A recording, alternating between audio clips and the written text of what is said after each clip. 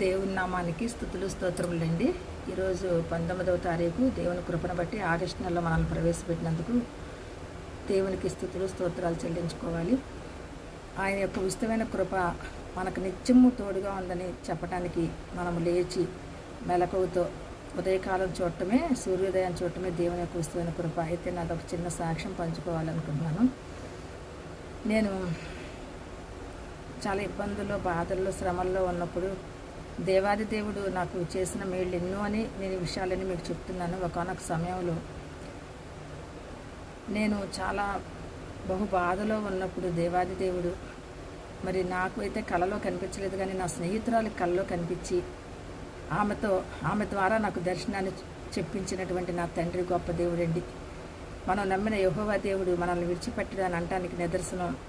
ఒక్కోసారి దర్శనాలు మనకే కాదు, మన స్నేహితుల ద్వారా కానీ, మన గురించి ప్రార్థన చేసే దైవజనుల ద్వారా కానీ మనకు దేవుడు అవి చెప్పచ్చు.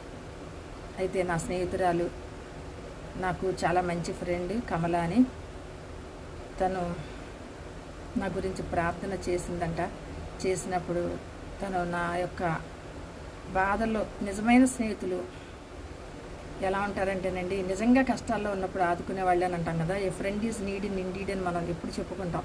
నిజంగా నా స్నేహితురాలు ప్రార్థన చేసినప్పుడు తనకి కళ్ళలో దేవుడు కనిపించి మరి నా దర్శనం చూపించినట్టుగా చెప్పింది. ఏంటంటే ఆ దర్శనం, నేను ఒక పెద్ద సముద్రం యువతలో ఉన్నానంట. ఆ నది మధ్యలోకి దాటాలి నేను.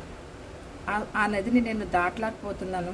సముద్రం మధ్యలో నేను నిలబడిపోయానంట. కొంత దూరం వెళ్ళిన తర్వాత దేవాది దేవుడు మరి ముగ్గురు, త్రియేక తండ్రి కదండి మన దేవుడు, త్రియేక తండ్రి.